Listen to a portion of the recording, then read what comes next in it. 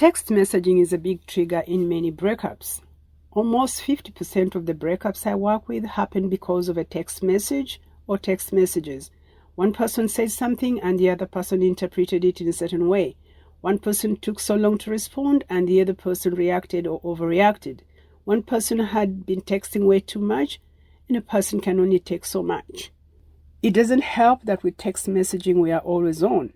This can keep our attachment system activated all the time. And when you have attachment anxiety, just thinking about putting the phone down gets your heart racing.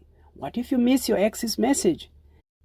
And because text messaging feels more conversational than, say, email, many of us expect an immediate response.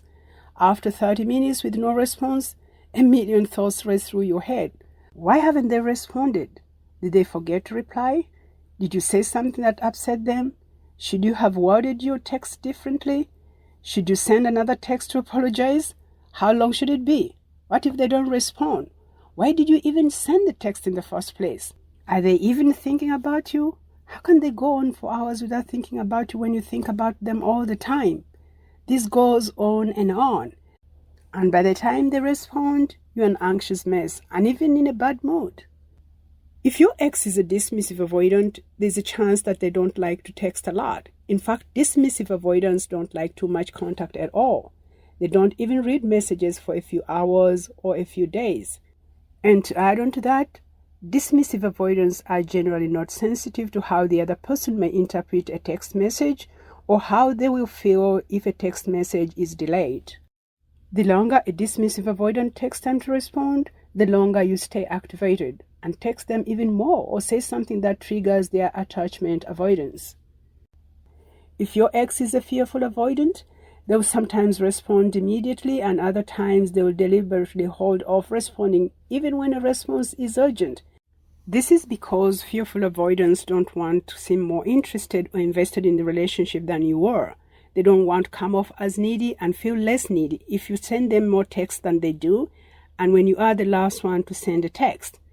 Yet with every anxious text that you send, they notice the change of tone in your text message and all the while ignoring you or trying very hard not to respond.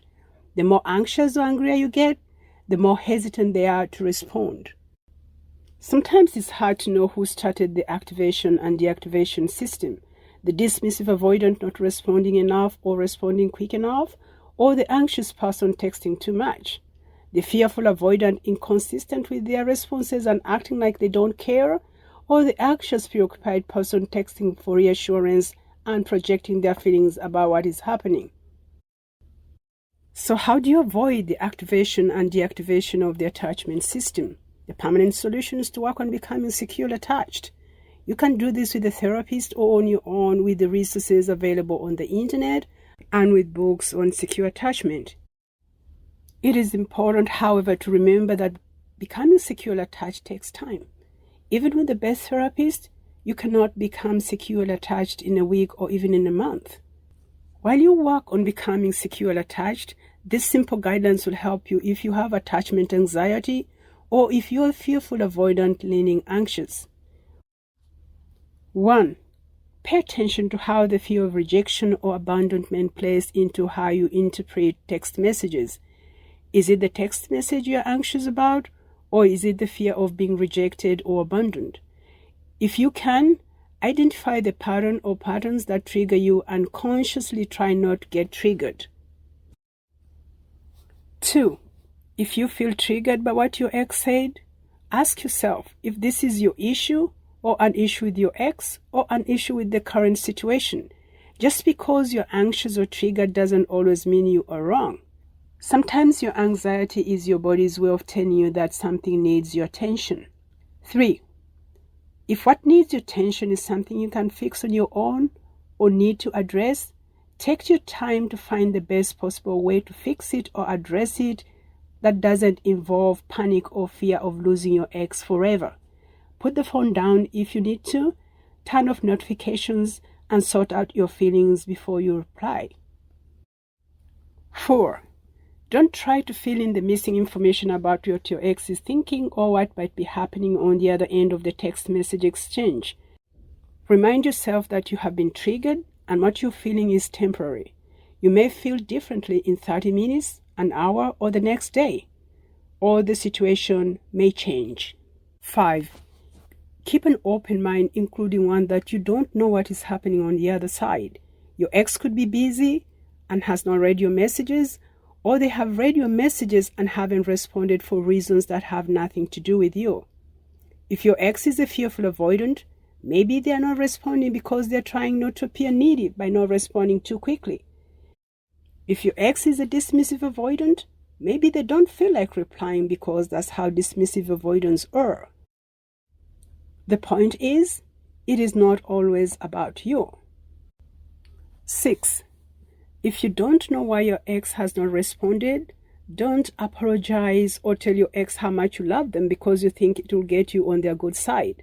When you do this, you deprive yourself the opportunity to learn distress and frustration tolerance or emotional resilience and to earn the respect you deserve. 7. Have no texting times, like when you're at work or from 12 midnight to 6 a.m. in the morning. No texting times helps with texting anxiety and to preserve your secure base support for when you really need it. 8. Try to invite and encourage a phone call or in-person conversation instead of texting. If your ex is a texter and text messaging just isn't your thing, allow yourself to be uncomfortable for a few text messages back and forth. Then ask your ex if they are free to talk on the phone instead. If you take anything from this video, it is that you're not crazy for having texting anxiety. Your neediness may get out of control sometimes, and it wouldn't kill your ex to reply in a reasonable time frame or at least send you a text, let you know what is happening.